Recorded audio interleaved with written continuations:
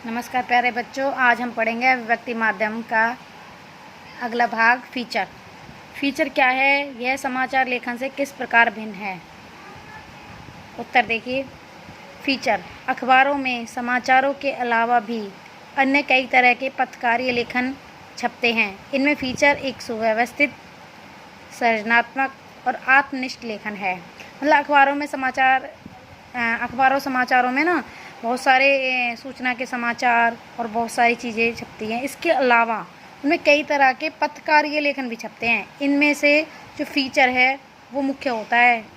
Feature सुव्यवस्थित मतलब एक व्यवस्थित ढंग से, और सृजनात्मक मतलब उसमें जो व्यक्ति लिख रहा है उसकी सृजनात्मक शक्ति, और आत्मनिष्ठ मतलब अपनी भाषा में या अपनी अनुभूति में लिखा जाता है, जिसका उद्देश्य केवल पाठकों को सूचना देना ही नहीं परंतु उन्हें शिक्षित करने के साथ साथ मनोरंजन करना भी होता है। जो अखबार होते हैं, समाचार पत्र होते हैं, वो ज़्यादातर क्या देते हैं?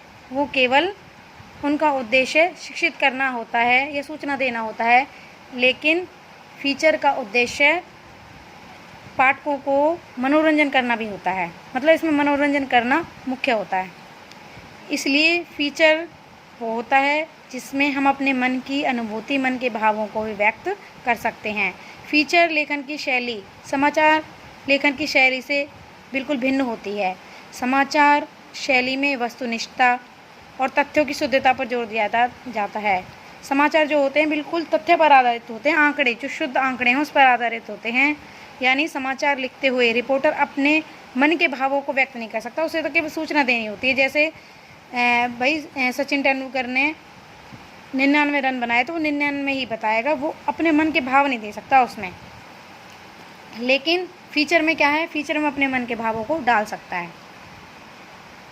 लेखक के पास अपनी राय और दृष्टिकोण और भावनाएं जाहिर करने का अवसर होता है। किसके द्वारा? फीचर द्वारा। दूसरा, फीचर में उल्टा पिरामिड शैली का प्रयोग नहीं होता। फीचर किस में लिखी जाती है? फीचर सीधी पिरामिड शैली में लिखी जाती है, ना कि उल्टा पिरामिड शैली में। बल्कि सबसे ज़्यादा कहें तो फीचर लेखन की शैली काफ़ी हद तक कथात्मक शैली की तरह होती है। जैसे हम कोई कहानी या कथा सुनाते हैं, उसी प्रकार से कथात्मक शैली में लिखा जाता है। तीसरा, फीचर लेखन की भाषा समाचारों के विपरीत सरल, रूपात्मक और आकर्षक होती है, मन को छूने वाली। समाचार में क्या होता है? उसमें तो सीधे तथ्य होते हैं और सीधी लिखी जाती है भाषा, लेकिन इसमें क्या है? फीचर में अपने मन के भाव डालते हैं तो वो आकर्षक बन जाती है।